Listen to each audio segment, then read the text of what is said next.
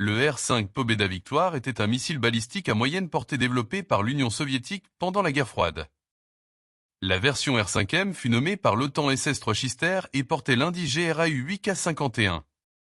Les principaux concepteurs de cette fusée étaient Kozlov et Rumiantsev.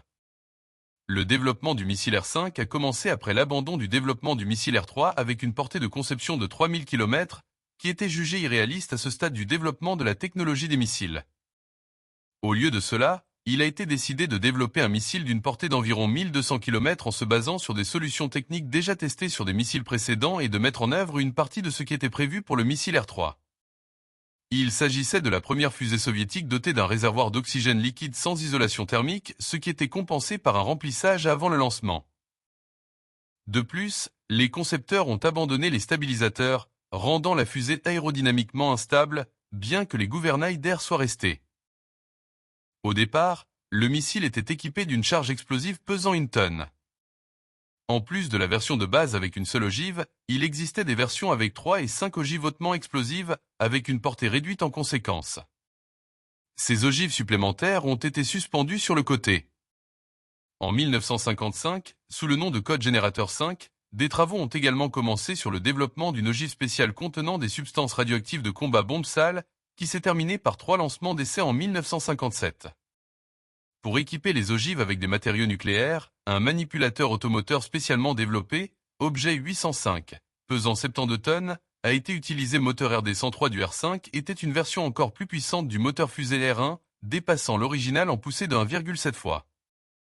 En particulier, la chambre de combustion a été transformée de forme piriforme en forme sphérique. Le carburant était composé à 92% d'éthanol, comme dans la fusée Terre-2. R-5M nucléaire.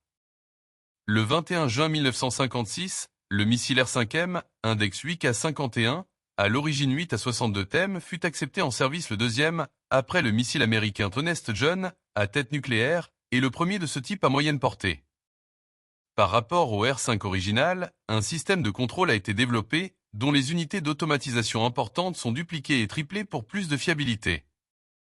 La surface des pylônes des gouvernes de stabilisation automatique a été augmentée et la forme du cône nasal a été modifiée.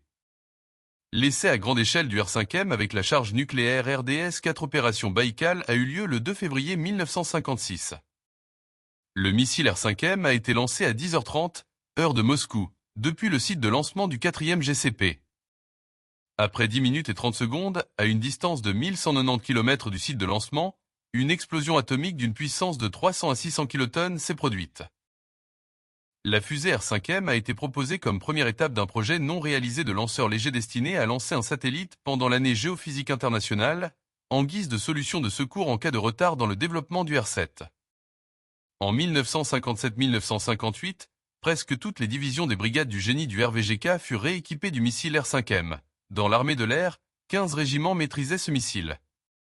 Conformément au plan d'utilisation des unités de missiles en cas d'action militaire, approuvé en novembre 1957, leur redéploiement vers les zones frontalières a commencé. 2 divisions de missiles de la 72e brigade du génie du RVGK furent déployées secrètement en décembre 1958 sur le territoire de la RDA près de Fürstenberg, à 80 km de Berlin, dans une zone boisée à l'abri des regards indiscrets, mais avec un accès ferroviaire assez pratique. En mai 1959, les travaux de construction d'un bunker de 150 mètres de long et de 25 mètres de large furent achevés. 4 missiles étaient dirigés vers l'Angleterre, 8 vers Paris, Bruxelles, Bonn et la région industrielle de la Ruhr en RFA.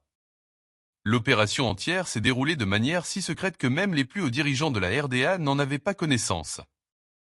Déjà en août 1959, les armes atomiques soviétiques, apparues pour la première fois sur un territoire étranger, ont été déplacées de manière inattendue à Kaliningrad.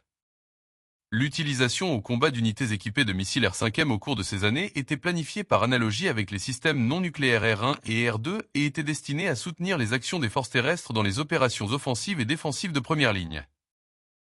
Abonnez-vous pour plus de vidéos, merci.